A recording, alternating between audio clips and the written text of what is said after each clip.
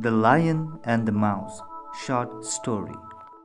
Years and years ago, once there was a lion sleeping in the forest under a big tree.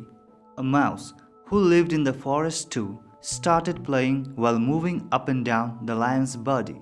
She also accidentally ran across the lion's nose once. This soon awakened the lion, and he held the little mouse in his paws.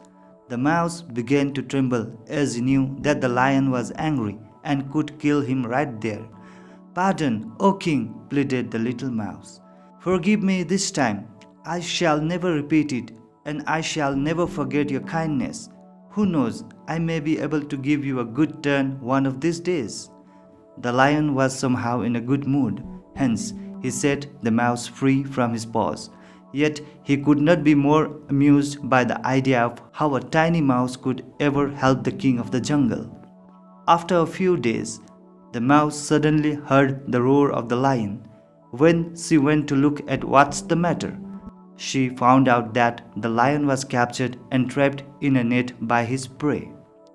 Seeing the lion in such a condition, she immediately started gnawing the ropes of the net until it freed the lion.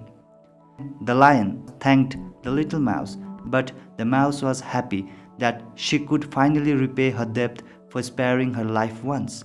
Since then, the lion and mouse became good friends, and they live happily ever after.